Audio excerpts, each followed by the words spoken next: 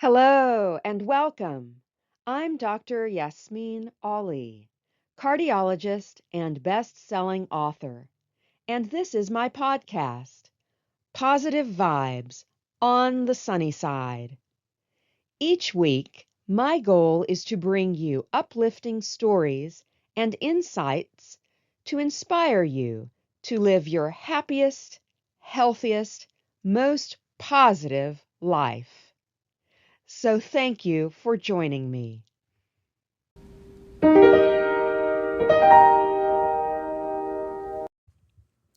Before we get into today's interview, I have a tidbit for you. You know I'm always reading, and whenever I come across something that I think may be helpful, I'll do my best to share it with you. Recently, I came across an article called Reclaim Your Spark in the Healthy You section of the August-September 2025 issue of AARP magazine. In that article, with regards to positive vibes, this passage jumped out at me. Quote, "People who feel more positive about life have more mitochondria with greater capacity for energy transformation than people who have no purpose and fewer positive life experiences," says Martin Picard, a mitochondrial physiologist at Columbia University. And you may know that mitochondria are the powerhouses, the energy powerhouses for all of our body's cells. So the article goes on to say that positive states of mind may increase biological energy through the mitochondria, helping you feel more alive. So there you go, positive vibes.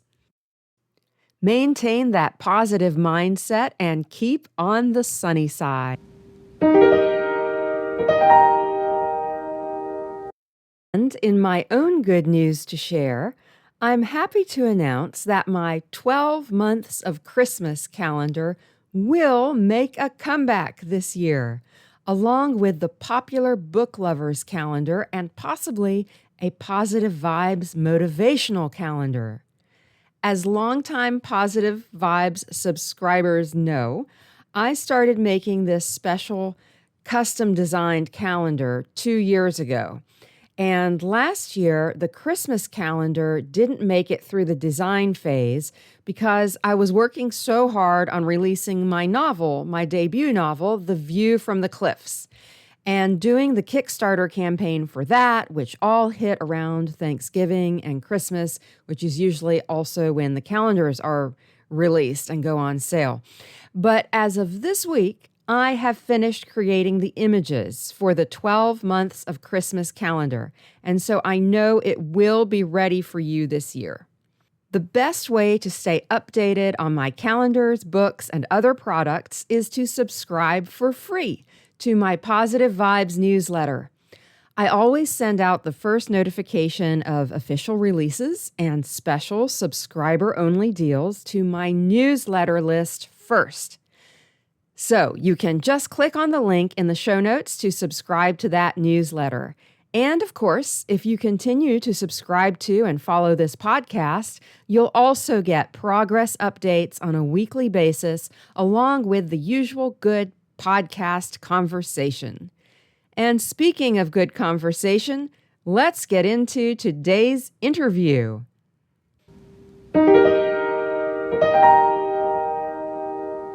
This is a Positive Vibes interview episode.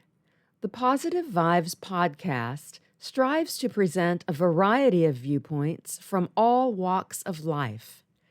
The opinions of interviewees are their own, and you and I may not agree with everything that everybody says. In fact, I'd be worried about us if we did.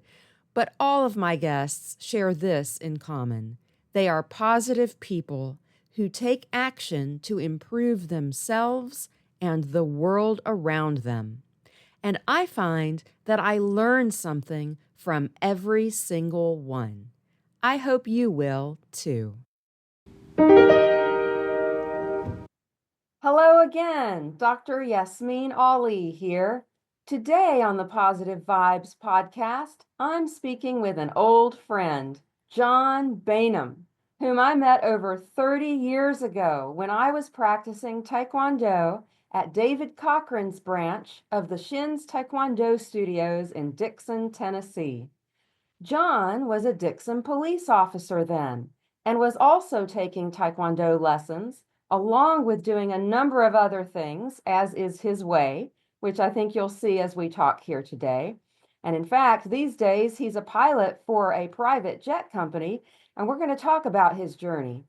What I think you'll find is that John is an incredibly positive person with an amazing can-do mindset and attitude toward life, which he lives to the fullest. So, John, welcome to Positive Vibes. Hey, it's good to be here. It's great to have you here. Great to have you here. It's been so long and we just recently reconnected. I'm just delighted that we could talk today. So let's go back to, when you walked into that Taekwondo studio in Dixon. What all were you doing at that time? Well, as you mentioned previously, I was a Dixon police officer. I was also a helicopter pilot in Tennessee National Guard, and one of my supervisors at the police department, he was taking martial arts, and we used to practice after shift. I worked the second shift, and we'd go down in the council room sometimes, and he would show us forms, and so I got interested in that. And what I did not know at the time was David Cochran was a former Dixon police officer. I didn't know that until, and also I went to high school with David also, and he Is played that right? baseball.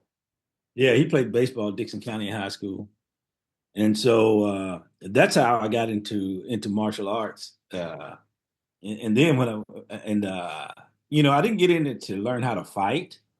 I got into it because it was interesting, and uh, and uh, and once I got into it, I really enjoyed it, and it helped me out physically too because I was not a very flexible person, I and remember that, John. oh my gosh, oh man, so that really helped me out physically, being more flexible, and I still do some of the stretches now, even though it's tough. I still try to do some of those same stretches that we did in Taekwondo class. Yeah, yeah, me too. It forms a really good foundation for the rest of your life, doesn't it? It does, it does. Yeah. So what made you become a police officer? Like where'd you grow up and like how'd that come about?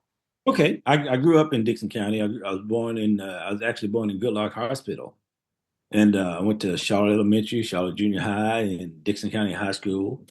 And we farmed when I was growing up.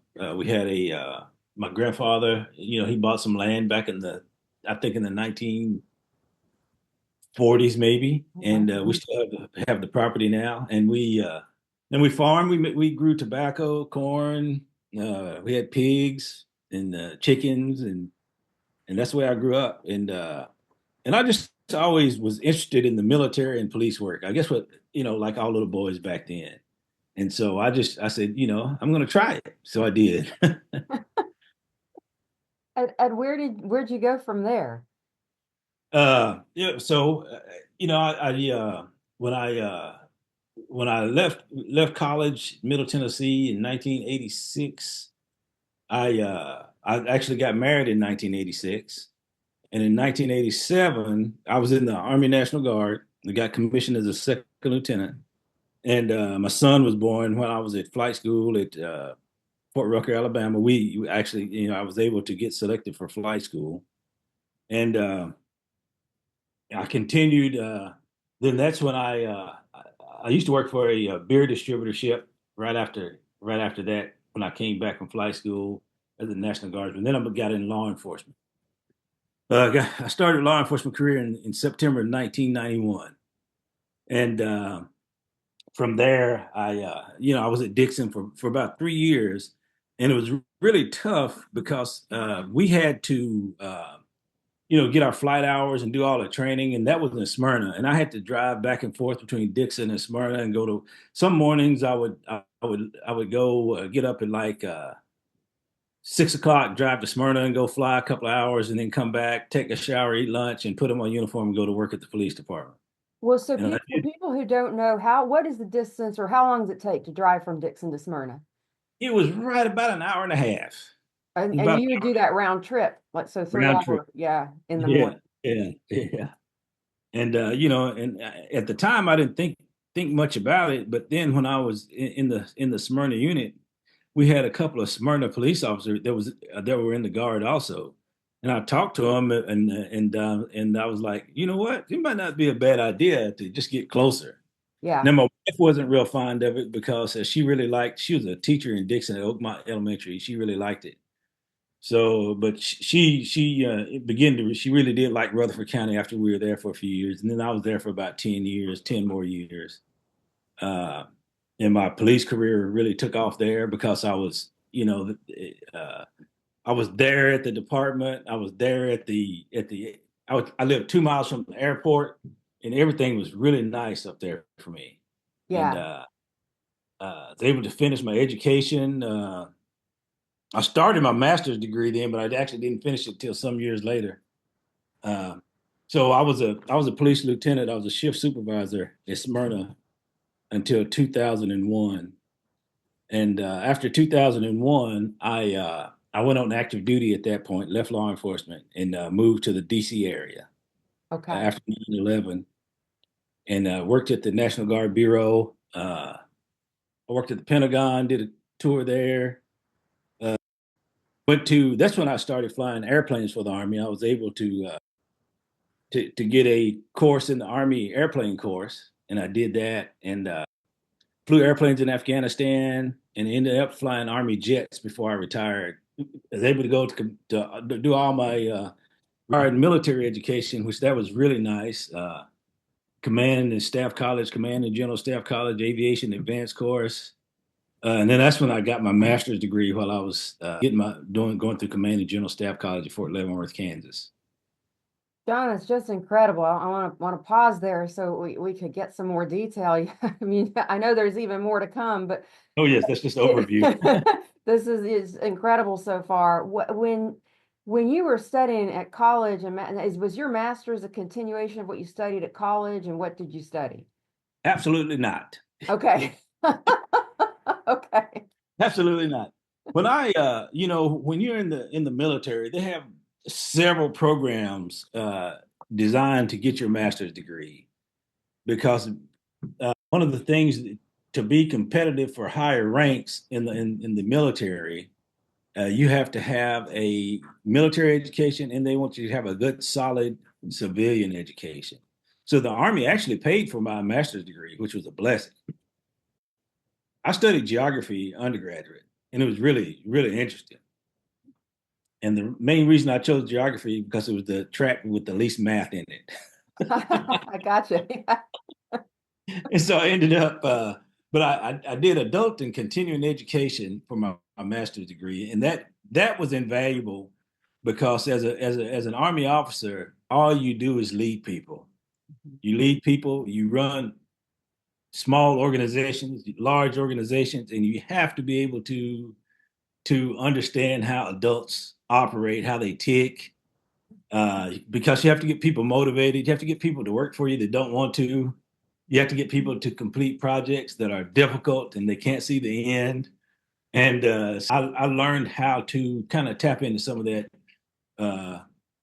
understanding how people learn, what motivates them. And that really helped me with my master's in adult and continuing education.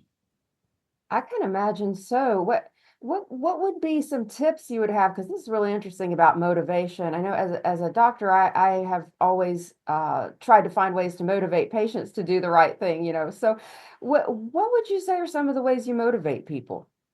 One of the things that you have to encourage people to be lifelong learners, and because quite frankly, a lot of people think that when you graduate high school, education's over. You know, and then a lot of people think when you graduate college, education's over.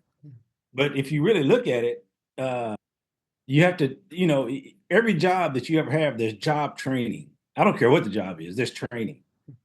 And so you have to kind of say, hey, just, be willing to learn something new, be willing to be the best in your job, whatever your job is. And the way to do that is you got to know the job inside and out. Uh, Kind of make yourself the go-to person. And the way you make yourself the go-to person, you have to educate yourself. And so that's one of the things I try to I'll always be the technical expert in whatever your field is. And so when someone has a question, they come to you because you have the answers. That's And so really that cool. and if you it's kind of, it's a lot of times that would help people if you let them know, you're the expert, so we're going to come to you, and that would motivate them to learn. That's really great for so many reasons, and I can see how that would motivate someone. And then, it also makes them feel, I don't know if the word is more in control or having sort of a bit of status there because they are the go-to person, and then they feel Yes, responsible. And yes, yeah, and you have to get people to think of their jobs as a career and not just a job, even though sometimes it is just a job. So you have to get them.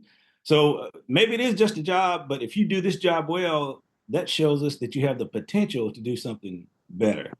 yeah, yeah. So always looking forward, have a vision too. Yes, yes. Yeah, yeah.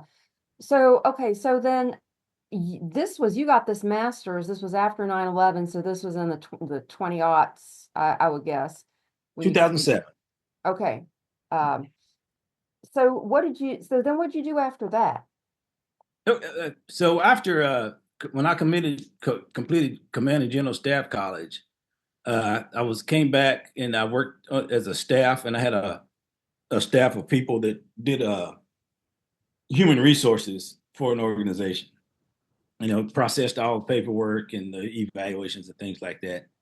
And then I was chosen to command a unit in Afghanistan, which we did. It was when the wars were going on in the Middle East. They had these things called quick reaction capabilities, which they would see a need to help the soldier, and then they would come up with a plan. For instance, when the IEDs, improvised explosive devices, were a problem, they started thinking of ways to counter those. And so one of the things they did was we had airplanes that would look at different systems to kind of help people out and help convoys get from point A to point B. And so they built one for Iraq, and I did not go to Iraq as a soldier. I went later, years later, as a civilian. But so I commanded one of the first units that did this in Afghanistan, and so I was chosen as commander. We took I think 6 airplanes over there, and built a unit, one in Bagram, one in Kandahar, and we flew over in Afghanistan. That's what I did after that. Immediately after that. Wow. Well, yeah, let me just say thank you for your service. You're welcome. Yeah, yeah. And So, in go ahead. that, I learned a lot about classified systems, satellite, communications and things like that I didn't know existed. Basically, that's really on the unclassified side. Just the internet is man, it's just amazing. And so then I became a sort of subject matter expert on that. So when I left Afghanistan, they immediately put me in the Pentagon, and I was, we kind of did road shows with different organizations in the Pentagon and So, out in the so field. John, you became the go-to person. I You did. did. Became the go-to person, and and I remember I gave a briefing. It's really funny. Our commander was he would never give any bad news to the higher command. If something wasn't working right or system, he would never give any bad news. And I guess I was pretty brash back then, so I didn't mind speaking my piece. So we had these, like the Under Secretary of Defense for Comptroller came over, and I briefed him, and he asked me questions. I said, "Well, sir, that didn't work." He didn't say a word. He didn't say one word. I said, "Sir, that doesn't work. This system is supposed to be online yet, but it never works." And we go out here and we fly, and this system works, but this never does. And I was just telling the truth. And then so fast forward like the next year, I go to a conference, and this guy comes up to me, and I never see. He goes, "I remember you," and I go, "I'm sorry, sir. I'm I'm not good with names." And he said, "Well, you're the one that was speaking the truth over there, and your name is in the Pentagon right now." That was an interesting. Sometimes when you're a go-to person, you might tell them too much, I guess. But no, that there was no. They appreciated me telling the truth and what was really happening. So Yeah, it sounds like you have no regrets about that. none at all. Yeah. Yeah. Wow. So, okay, well, I know you've done even more since then. So take us through that. Okay, yeah, sure. So after after my tour in Afghanistan, I worked in I said I worked in the Pentagon, and then I went. Then I started flying Army jets. The Army has, I guess, about 30 jets that they move people around with. And I was able to fly Army jets. And I did that until I retired. And when I was doing that, uh, I had a team of guys that they would go all around the country and do inspections on other airplane units. And we would check out their training programs, their maintenance programs. And we had instructor pilots, and we would give those guys check rides, like we're sort of like the FAA for the Army for the airplanes. That's what we did, and then at that point, and I retired. Then didn't have any idea what I was going to do when I retired.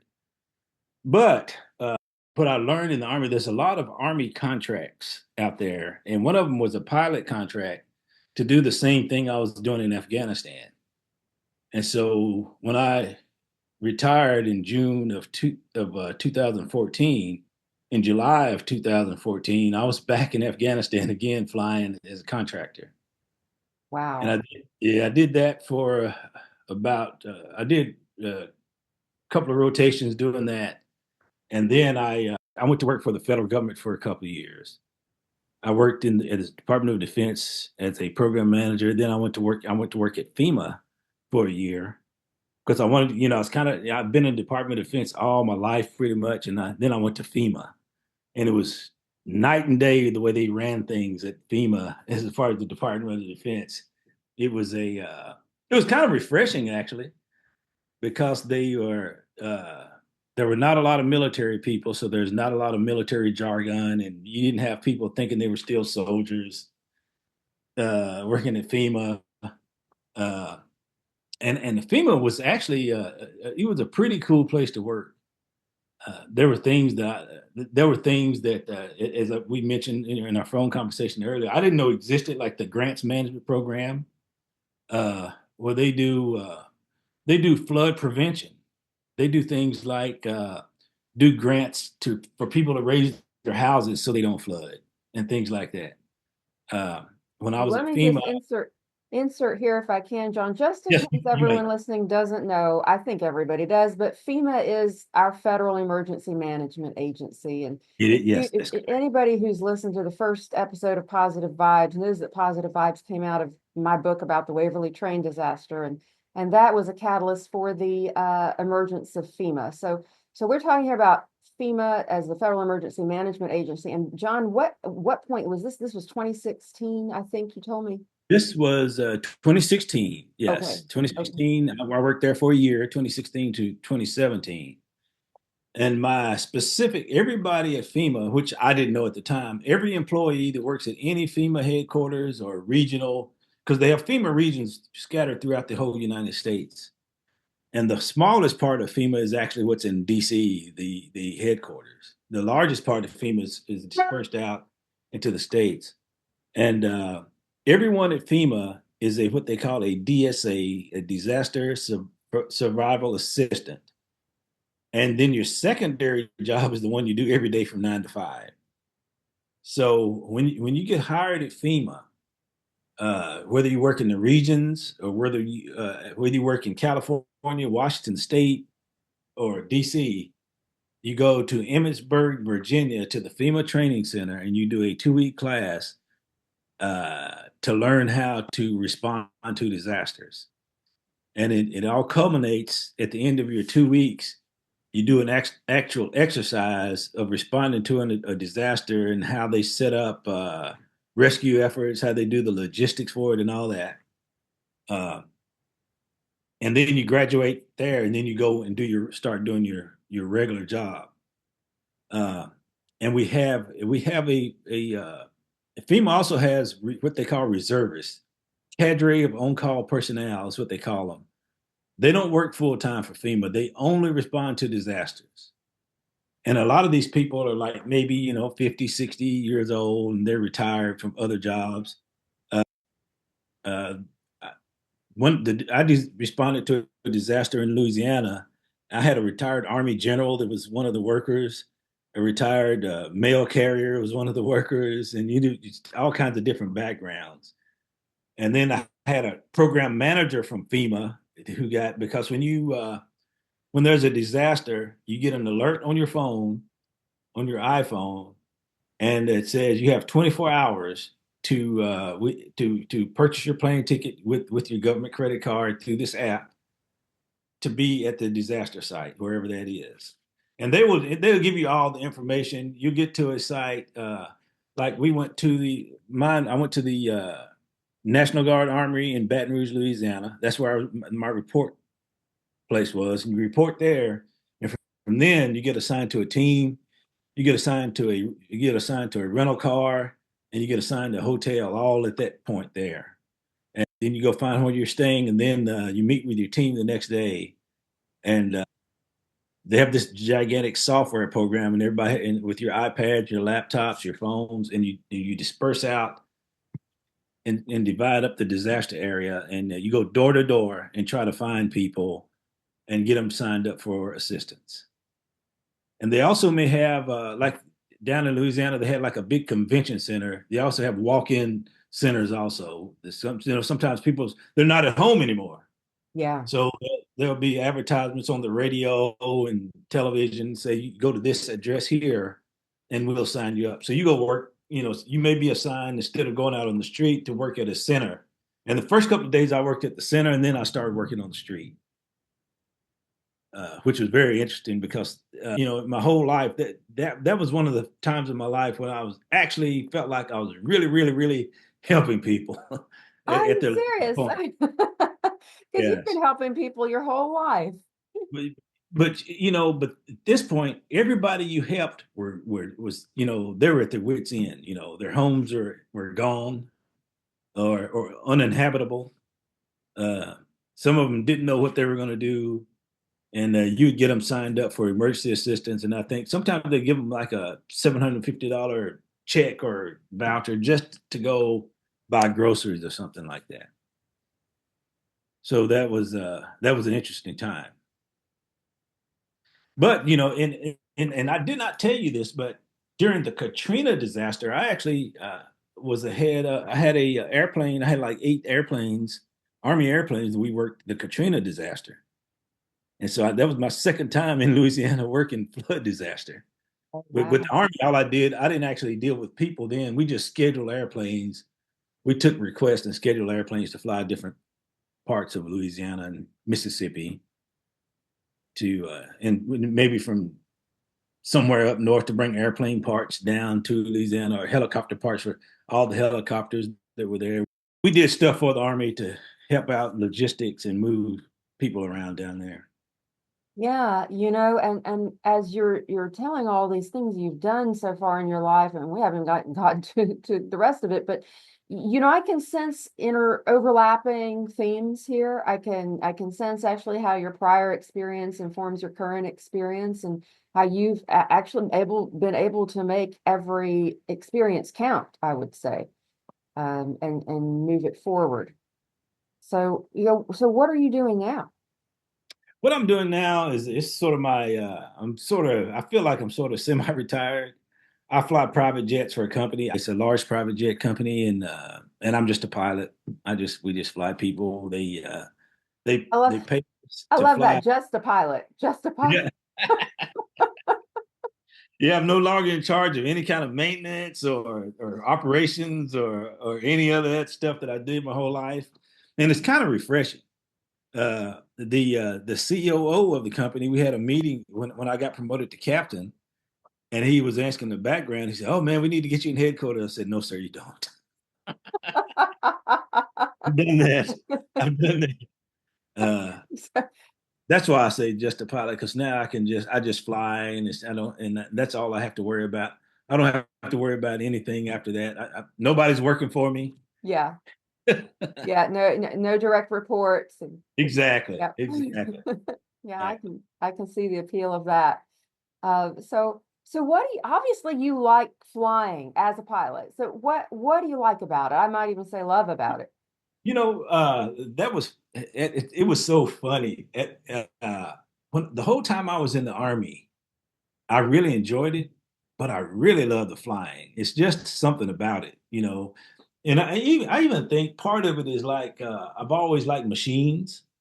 Like I said, growing up on a farm with tractors and implements and things like that. My father wasn't a very formally educated man, but I remember him making things like a winch to put welding a winch to put rafters up in a barn and stuff like that. And I don't know how he did that. And we'd hook it to the tractor and get the lift. And so I was interested in stuff like that.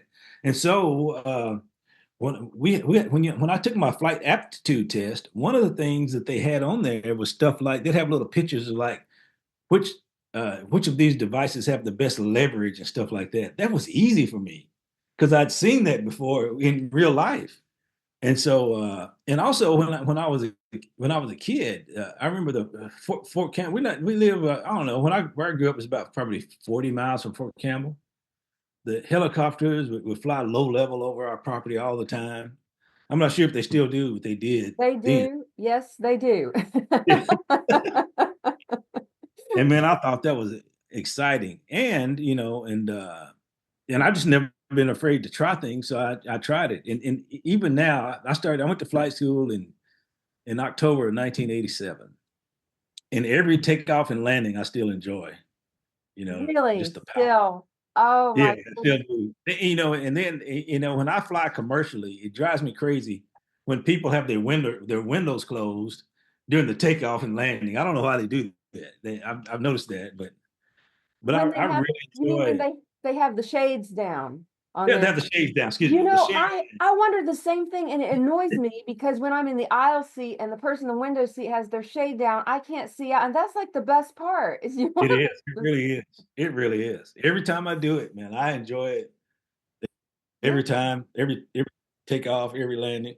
Now it's still a stressful job because of turbulence, weather, wind, and stuff like that.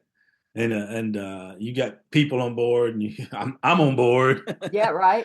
uh, uh, but it's still an enjoyable job. It really is. I feel very blessed and very fortunate, very privileged to be able to do it.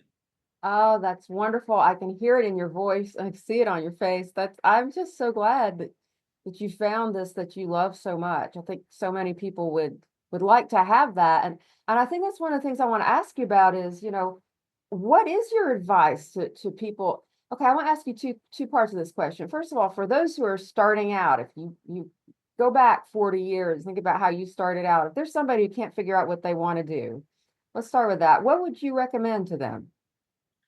The first thing is, and I see this so much, no matter what anyone tells you, never ever believe that you cannot do it. You can do anything because, I was definitely afraid of heights when I was growing up. And I remember when I was talking about my father, we were putting up the rafters on the tobacco barn. And then, and the young kid always had to be, you'd always be in the top of the barn putting tobacco in there because you didn't have to handle every stick. So you used to put the big men were down at the bottom and so you had to climb all the way to the top and be up there. And then I went to airborne school. My father was a paratrooper in the 82nd Airborne in the 1950s. And it was such a blessing that when I graduated from airborne school in 1983, he actually pinned my wings on me. That was very cool. So I was deathly afraid of heights. And I remember when I jumped out of that, and I only did 5 jumps. I was not a paratrooper. I just went to airborne school. There's a difference. Uh, I, and it never in a million years would I thought a little boy from Charlotte, Tennessee would jump out of airplanes, you know.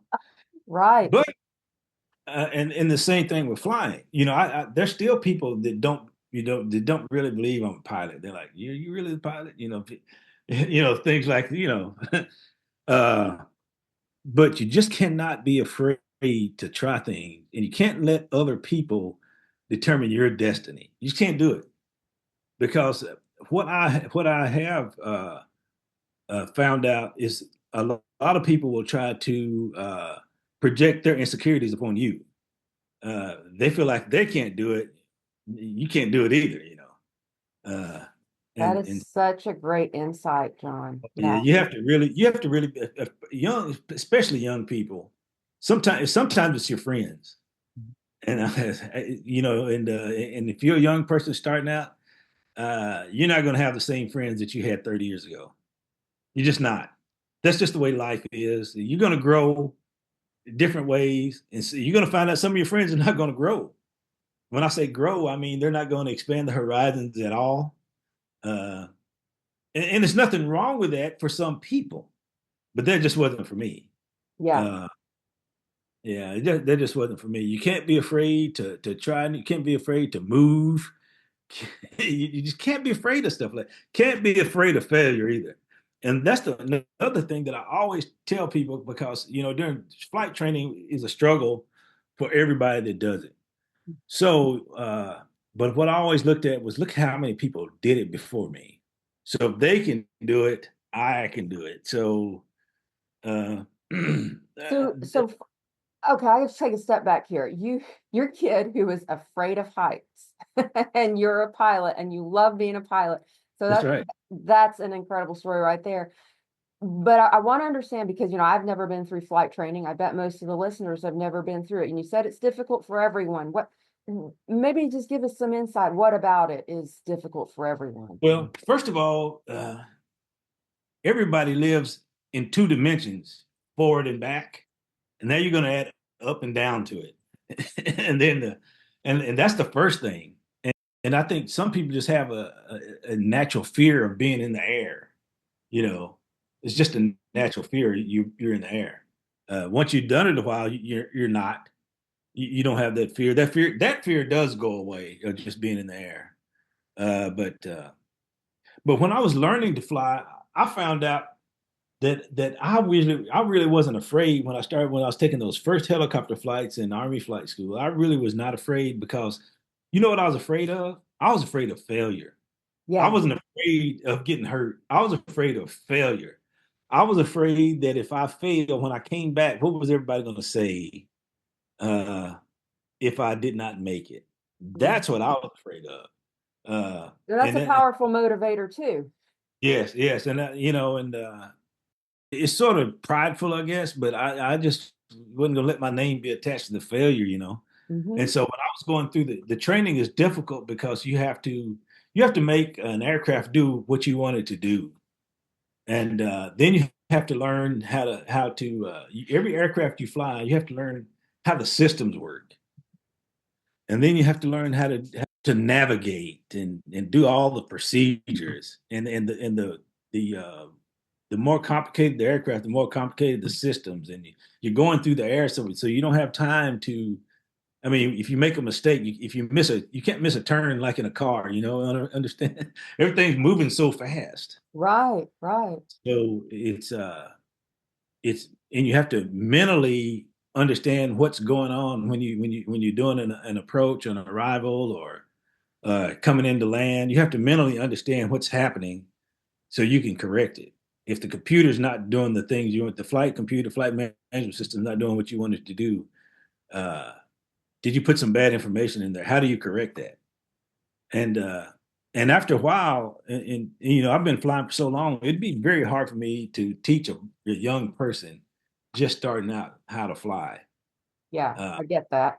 yeah, it'd be very hard to do. I could teach, like I mentor some young men from my fraternity in college, and one of them he's a private pilot, and the other one's a professional pilot. Well, I told the private pilot, I said, look, man, I'm going to give you some names because I'm going to help the professional pilot guy. because because I can't tell you how to do basic stick and rudder stuff anymore because I just do it by feel now. Right. You know, Right. I You just can't uh, explain it. yeah, I don't even think about it now. I just do it by feel. I Mhm. said, but if you start talking about FAA procedures in airspace, that's what I can help you with. Mhm. Mhm. So, so that's yeah, it's been an interesting ride, but things keep changing. You have to stay up with the technology though. Well, and that's that lifelong learning too that you were It talking is about. definitely, definitely. It would behoove you to study before every tour. So I try to read over something every tour, and then we have mandatory training where we go once a year, and you have to and you have to take a an oral exam, and you have certain sections that there's no you can't miss a question. If you do, you have to go to retraining. You can do retraining like 3 times, and then you'll have to find you another line of work. Yeah. Yes. And I would tell the flying public, everybody's all kind of shook up now, but it's really safe when we do our training. And we go to the simulator, we do all sorts of emergencies. An airplane will take off with one engine, it will land with one engine, and it will land with flap failures and hydraulic failures. All that stuff will, because that's the way they're designed. But we have to practice that. And when you're doing your training, that's why training is so difficult, because especially the biggest part of aircraft training is like emergency procedures type training. Yeah, I would think so. Yeah, Yes. it is. That is, and it's difficult. You have to learn how to, what happens when I'm coming in for a landing and the engine quits. What do I do? There's,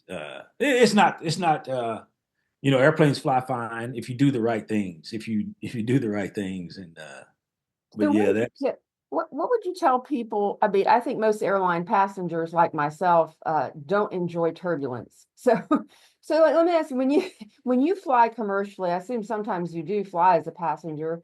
What goes through your head when there's turbulence? nothing. Okay. When I'm as a pilot, I absolutely hate turbulence. I hate it. But and we have there's a couple of programs out there. We all have our company iPads, and that you can sort of avoid turbulence. But sometimes it's such a big area, there's no way to avoid it. Yeah. And the controllers are always saying, "Hey, we have a light chop reported 100 miles ahead at 39,000 feet," and so then you can just get ready for it. But actually, in the cockpit, because of uh, the center of balance of the airplane, turbulence is a lot worse in the cockpit than it is in the passenger compartment. I did not realize that. Yeah, it's center of lift. I know the viewers can't see this, but the center of lift is sort of like the wings. So when the aircraft just starts bouncing up and down, the cockpit is really taking the brunt of it, uh, of the turbulence. And so, man, sometimes the passengers are back there chilling, and we're up there getting beat around pretty good up front. I had no idea. Wow. Yeah, but and I will tell you, I think climate change is real because the air is a lot more unstable than it was 10 years ago. Uh, as a pilot, I can tell you that right now. Yeah. Uh, this last tour, we had terrible turbulence all the tour, and that really makes you tired. So when I get back to the hotel at night, all I do is maybe eat a salad and go straight to bed. Yeah. Yeah. That takes a lot of concentration, I would imagine, to navigate Yeah. that. Oh, well, so what would your advice be to the average passenger with, because there is more turbulence now. I've felt it. A lot of people have talked about it. What do you tell people to get through it?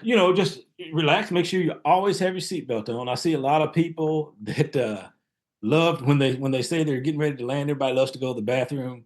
Go to the bathroom before you get on the plane, please. Just go. While you're sitting there at the gate for like 2 hours before takeoff, no one's gonna leave without you if you're at the gate. Just go to the bathroom and unless it's like a 4 hour flight as a passenger, I don't get up. Uh, and then when you're sitting down, have your seatbelt on the entire time, because I will tell you, every company that I know of that puts out accident information, everyone that has been injured that I'm aware of during turbulence did not have their seatbelt on. Oh, wow. Okay. Everyone. That's good to know. So Yeah. I want to tell you something that as a cardiologist, I recommend to passengers, and that is if they're on a flight that's longer than 2 hours, that they 2 hours, that they do get up and move around because of the circulation. Yeah, Yeah. I understand. Yeah. Yeah. So, but when you're seated, you must have your seatbelt on. And You need to really have it on. Yes, all the whole time. Now, since you said that about circulation, I wear compression socks. I yeah, I started do doing too. that about 10 years ago. They go all the way up to my knee. I Mhm. wear tight compression socks every single day when I fly.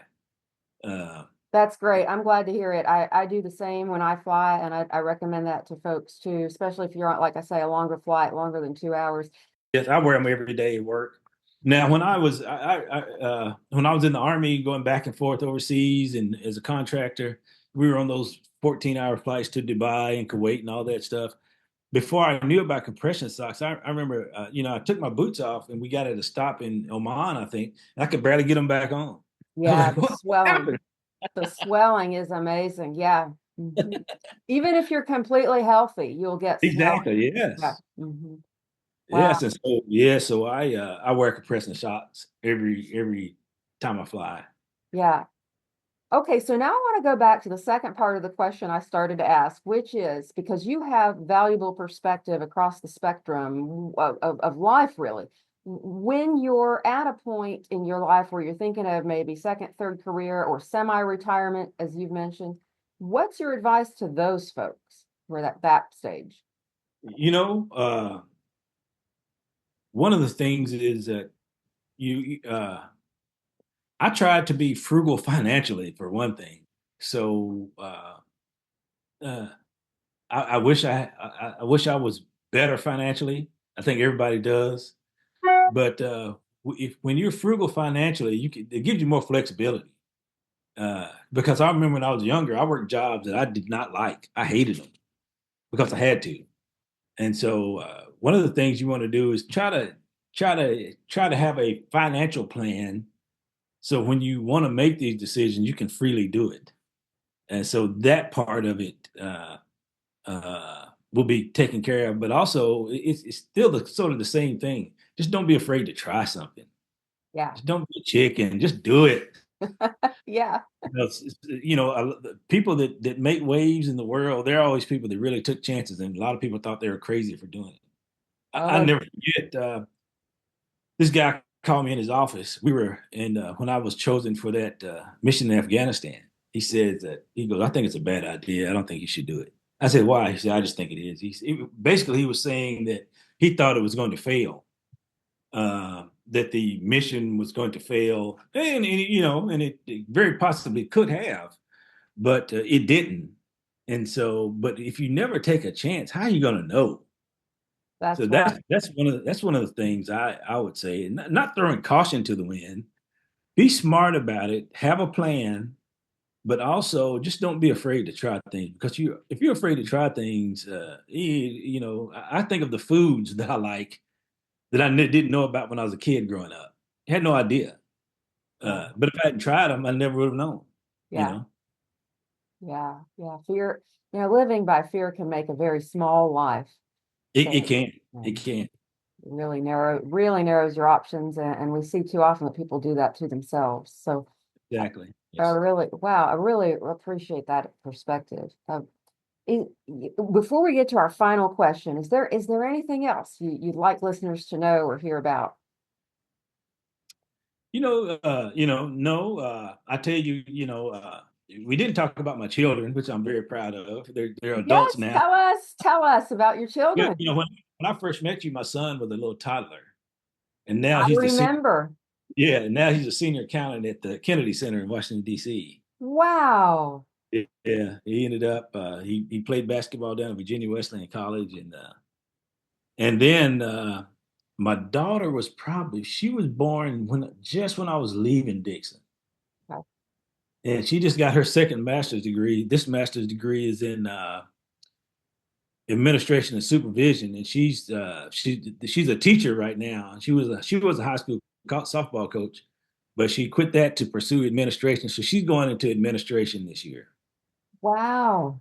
Yeah, well, the next school year starts. She's going into administration. She's going to be running, I think, a gifted program. She works for the Fairfax County, Virginia school system. Oh And then my my beautiful goodness. wife, who I've been the same lady I've been married to my whole life. She's a teacher in Prince William County. That's wonderful. Yeah, so So you have the two children, the son I and have daughter. two. They're both married. Hmm. They're both married. Don't have any grandkids yet. I got my daughter's dogs here.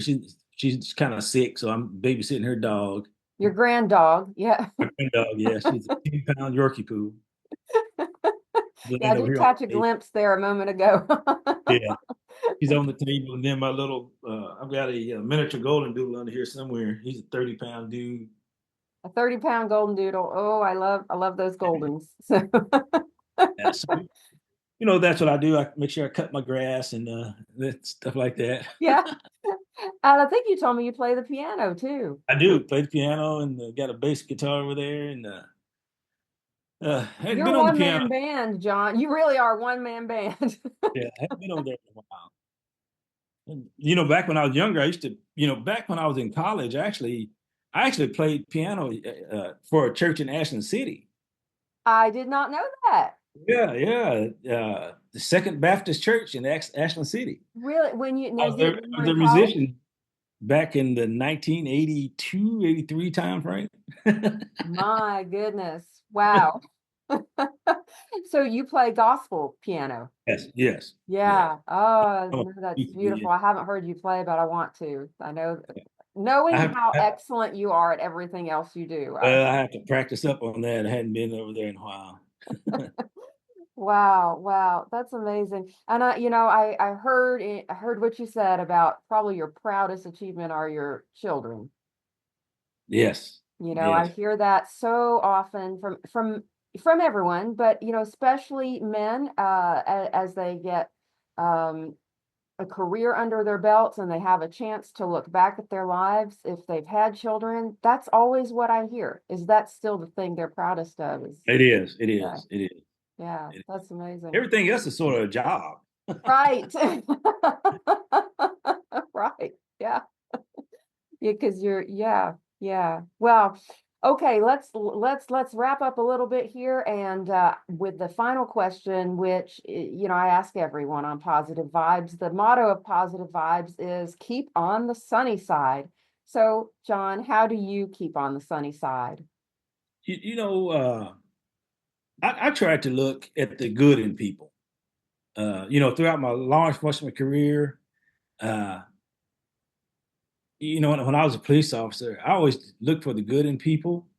And because so many bad things happen, but you find out sometimes they're not bad people, they're good people that got in a bad situation. So I tried to look at the good side. What I tell people a lot is that no matter what happened yesterday, if you're talking about it today, you're still here. So every Yes. day is an opportunity to make a difference. And to make a difference, you don't have to have your name in lights or anything. Just take care of your business, treat people the way you would like to be treated, treat people better than yourself. Uh, it takes a lot of effort to hate and do people wrong. It's a lot. It's hard. That's hard to do. It's so much easier to just, when you go to the grocery store, say hello to the smile of the clerk or whatever. They could be having a terrible day.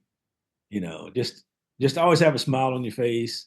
Uh, Always just treat people nice. Just be a good person to people. I Life's just easier like that. it's easier. You're right. It's easier to be positive than to be negative. It is. It really is. I just love that. And so much of what you just said reminded me of something else that I always talk about on Positive Vibes, which is Alex Haley. Alex Haley, the author of Roots. Alex Haley's Mhm. quote, find the good and praise it. That's right. That's right. Well, thank you so much, John. It's been such a pleasure having you on the show today.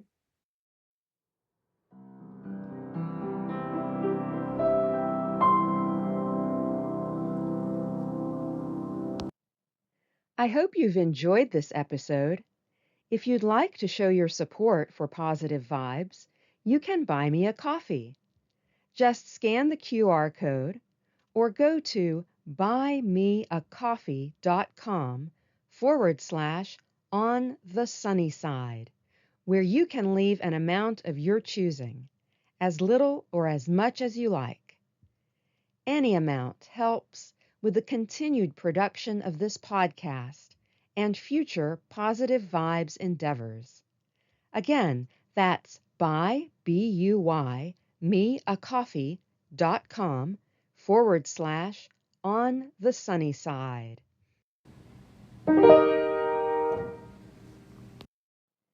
Thank you so much for listening to this episode of Positive Vibes on the Sunny Side with Yasmine S. Ali MD. This is Yasmine signing off and reminding you to keep on the sunny side. See you next time.